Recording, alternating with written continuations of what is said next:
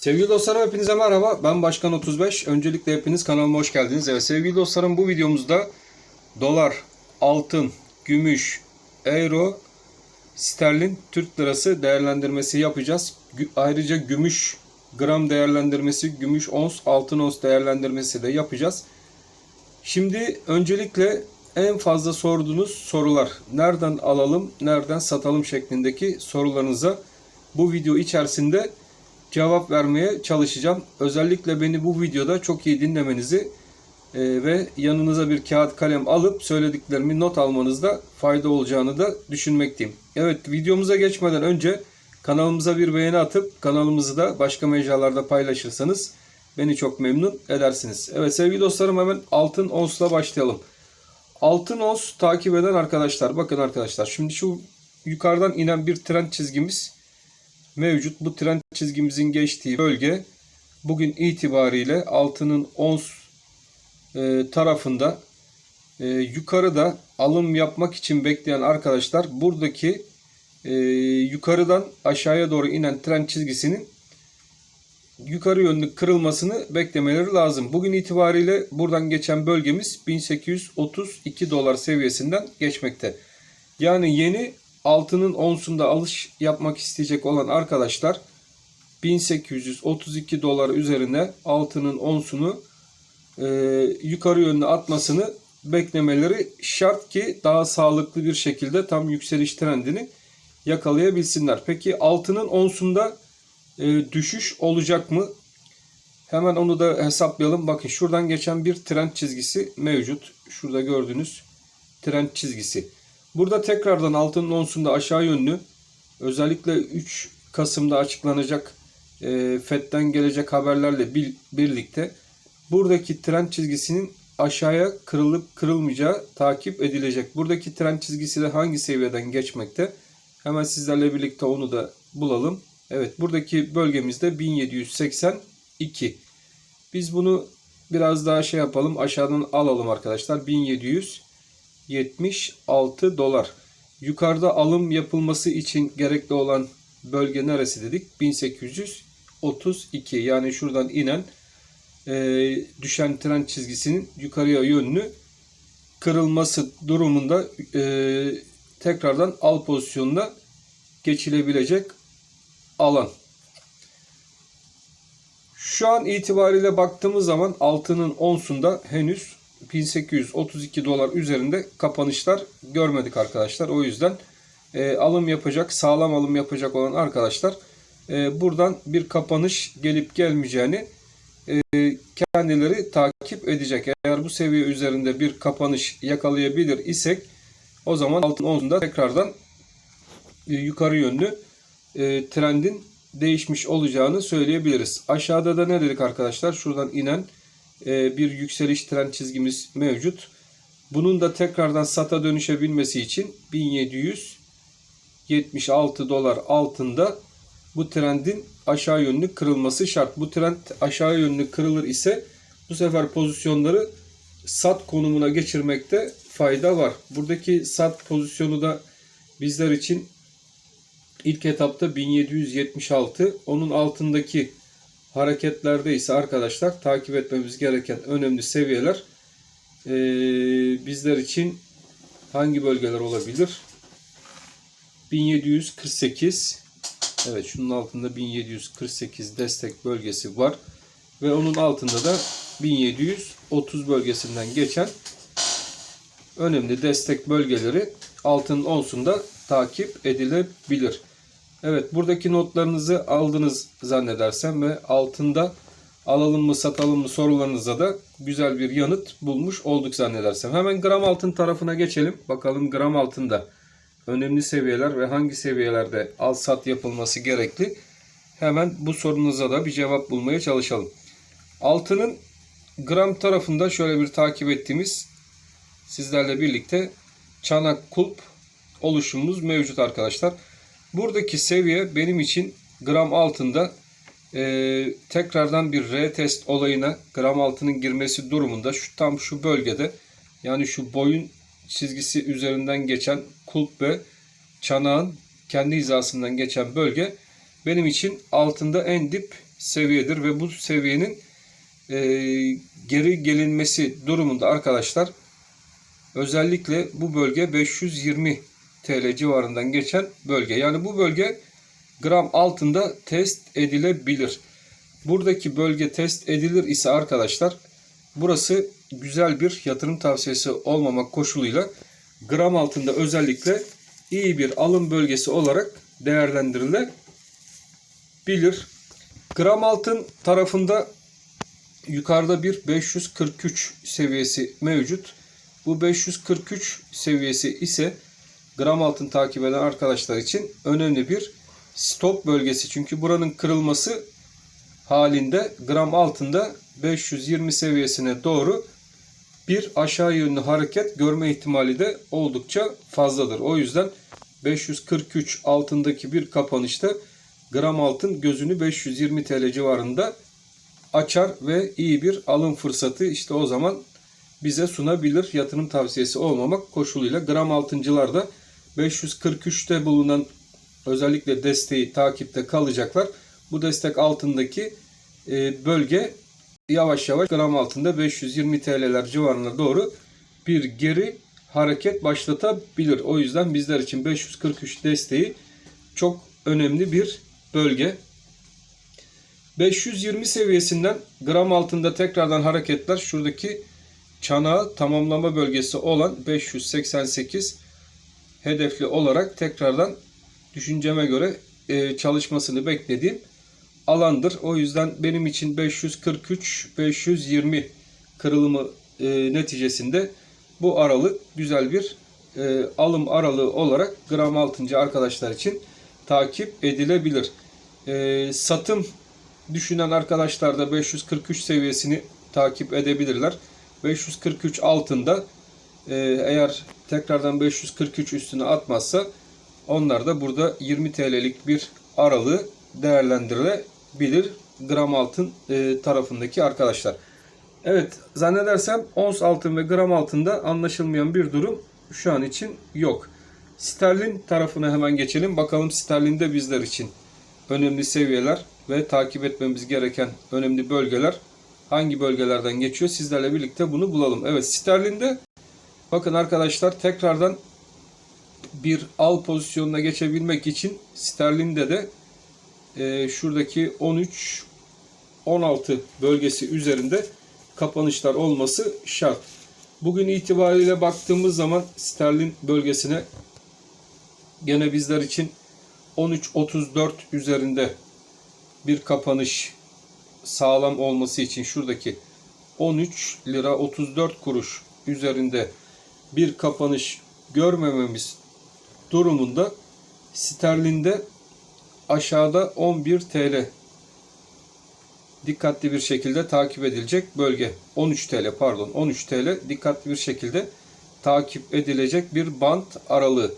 13 TL sterlinde önemli bir destek bölgesidir arkadaşlar. Bu destek bölgesinin kırılması durumunda sterlin TL'de tekrardan 12.65 TL civarına doğru giden bir sterlin TL kuru izleyebiliriz. Ben de sterlinde eğer 13 TL kırılımı ve altında kapanışlar olmasıyla birlikte 12.65 seviyesi güzel bir alım yeridir diye düşünmekteyim.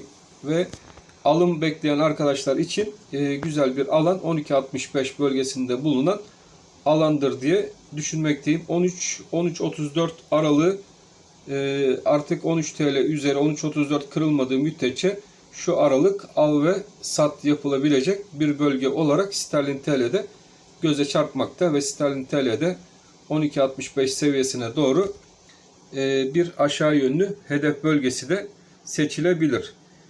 Hemen Euro TL bölgesine geçelim. Bakalım Euro'da bizler için önemli olacak kritik seviyeler. Evet, Euro'da da gene 11.30 artık önemli bir direnç haline gelmiş durumda. Yani 11.30 üzerinde kapanışlar görmediğimiz müddetçe Euro'da da artık her yukarı yönlü hareket birer satım aralığı olarak düşünülmeli diye düşünmekteyim.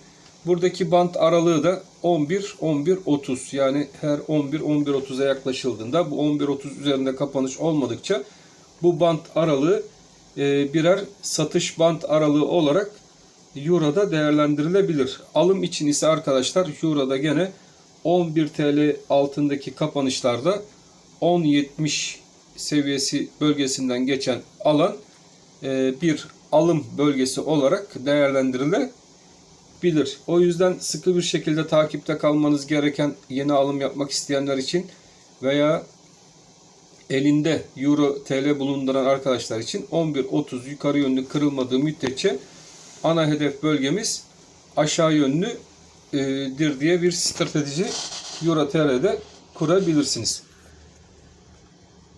Buradan hemen dolar TL kuruna geçelim. Bakalım dolar TL kurunda da gene bizler için kritik öneme sahip olan seviyeler ve bölgeler hangi yerlerden geçiyor? Bunu da dolar TL kuru takip eden arkadaşlarımız için hemen kısa ve öz bir şekilde anlatmaya çalışalım. Dolar TL kurunda burada da gene 9.70 bölgesi artık bir tepe.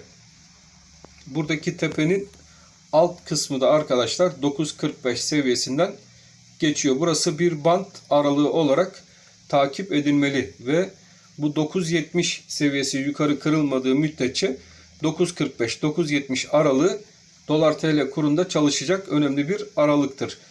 Bu 9.45 seviyesi aşağı yönlü kırıldığı vakit işte bu zaman stop olma zamanıdır. Artık trendin değiştiği anlamını bizler için taşıyabilir. O yüzden 9.20'li seviyeler dolar TL kurunda takip edilecek hem de alım yapılabilecek bir yer olarak göze çarpıyor arkadaşlar. Sizler de dolar TL kurundaki arkadaşlar verdiğim bu seviyeleri dikkatli bir şekilde takipte kalın. En önemli bölge bizler için 9.45 bölgesi olacaktır. 9.45 aşağı yönlü kırılmadığı müddetçe 9.45, 9.70, 9.63 aralıkları dolar TL kurunda çalışacak aralıklardır. Yeni alım yapacak arkadaşlar ise 9.45'i takip edecekler. Bunun kırılması halinde ana hedef dolar TL kurunda da 9.20 seviyesine doğru hareketleri başlatabilir. O yüzden alım yapacak arkadaşlar dikkatli olsunlar. 9.45 önemli bir bölge.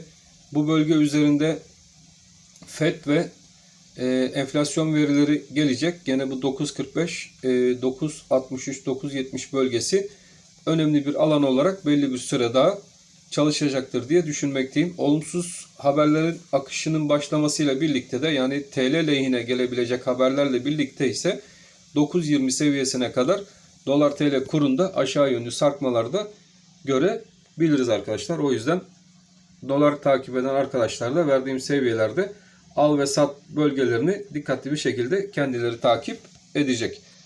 Buradan hemen gümüş bölgesine geçtiğimiz zaman gümüşün ons tarafında şurada ben bir gümüşün onsunda tobo çalışması yaptığını düşünüyorum arkadaşlar. Gümüşün ons tarafının. Burada FED'den gelecek açıklamalar ile birlikte gümüşün ons tarafında aşağı yönlü gevşemeler olsa da gümüşte 24.80 bölgesi çok önemli bir bölge olacak. 24.80 bölgesinin önemi gümüşün onsunda buradaki tobo hareketinin yukarı yönlü kırılması anlamını taşıyacaktır. Aşağıda da zaten 21.50 bölgesi var. Burada bir 3 kuruşluk marj var.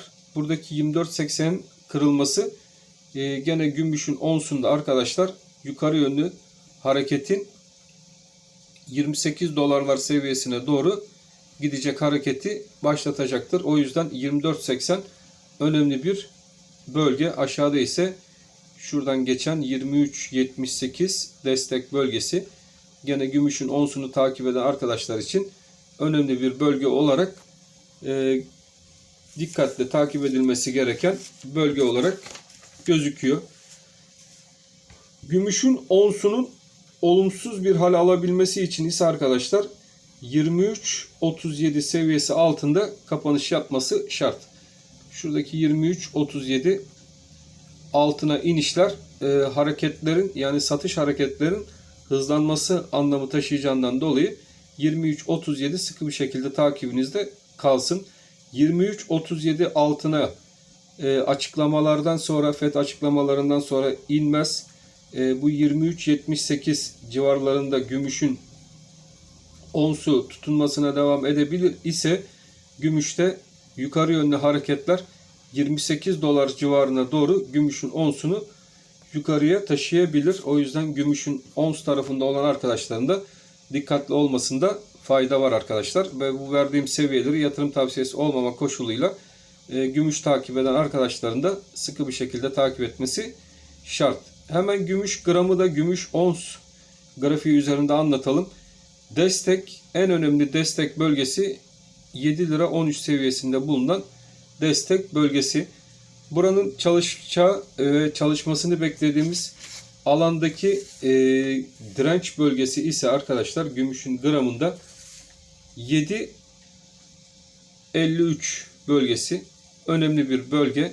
7.13-7.53 bölgesi. 7.53 eğer 7.13 desteği sıkı bir şekilde çalışmasına devam eder ise ve burası aşağı yönlü kırılmaz ise, bakın arkadaşlar, 7.53 üzerinde kapanışları tekrar görmemiz halinde kısada bir gümüş gramda tekrardan 8 TL civarlarına doğru yukarı yönlü hareketler yaşama olasılığımız da gümüşün gram tarafında çok yüksek. Nasıl altının gram tarafında beklentimiz olan seviye bizler için 520 TL civarından geçen bölge ise gümüşün gramında da bizler için 7.13 desteği en önemli takip etmemiz gereken bölge. O yüzden 7.13 çok önemli olacak. Bu bölge aşağı yönlü kırılmadığı müddetçe yukarıda bir 8 TL testine doğru giden gümüş gramda ilerleyen günlerde izleyebiliriz. Evet sevgili dostlarım, altın, euro, sterlin,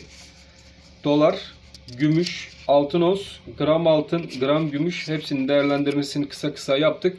Bizler için kritik öneme sahip olan seviyeler, alım ve satım yapılabilecek bölgeleri sizlerle birlikte bu video içerisinde değerlendirme imkanı da bulduk. Ben hepinizi çok seviyorum. Hiç kimsenin zarar görmesini de istemiyorum. Fakat unutmayın ki burada verdiğimiz tavsiyeler hiçbir zaman yatırım tavsiyesi değildir. Son kararları her zaman kendiniz almak zorundasınız arkadaşlar. O yüzden son alım ve satım kararlarınızı alırken mutlaka iyice araştırıp, sırf beni değil benden başka böyle analiz yapan arkadaşların fikirlerine de birleştirip kendiniz alım ve satım yapacağınız bölgelere karar vermeniz her zaman daha iyi olacaktır arkadaşlar. Ben hepinizi çok seviyorum. Hepiniz Allah'a emanet olun. Hoşça kalın arkadaşlar.